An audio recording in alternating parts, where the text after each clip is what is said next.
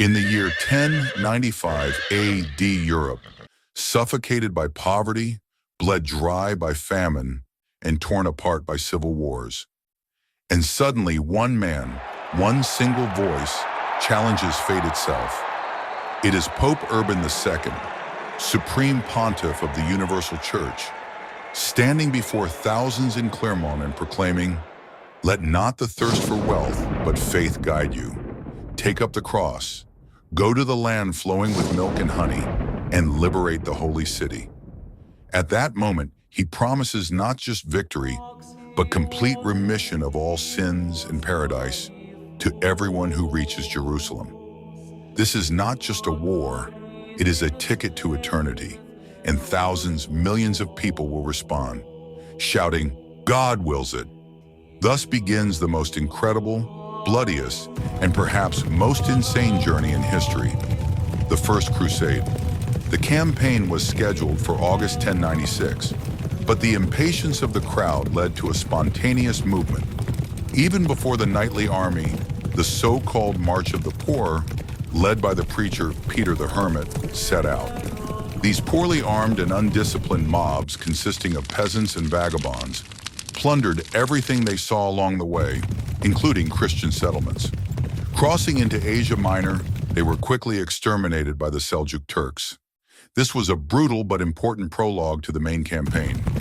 In August 1096, the main army of European feudal lords finally set out. It lacked a single supreme commander, but had influential leaders: Godfrey of Bouillon, Raymond IV of Toulouse, and Bohemond of Taranto. Relations with Byzantium were tense. Emperor Alexius I demanded an oath of allegiance from all leaders. Life on the campaign was horrific.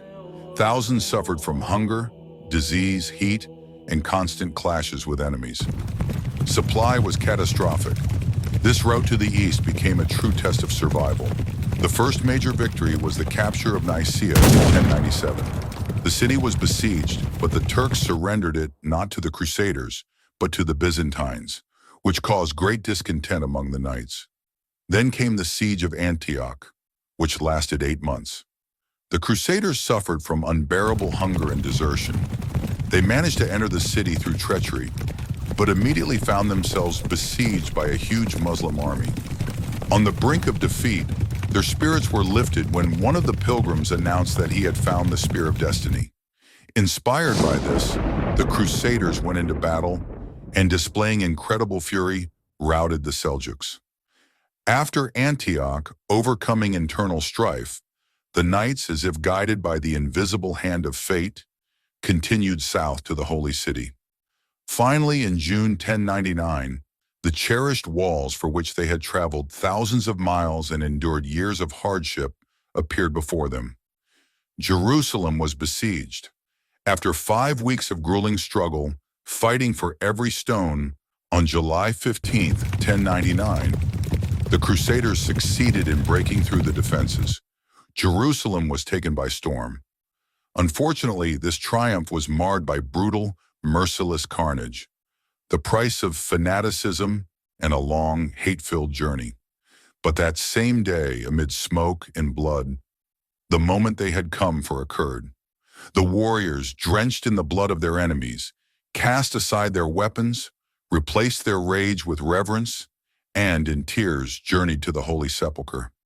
They knelt before the West's greatest shrine. Their mission was fulfilled. Jerusalem was in the hands of the West. The Kingdom of Jerusalem and other Christian states were founded. Europeans who had come as pilgrims and conquerors now became the rulers of the Middle East. This campaign did more than simply conquer the city.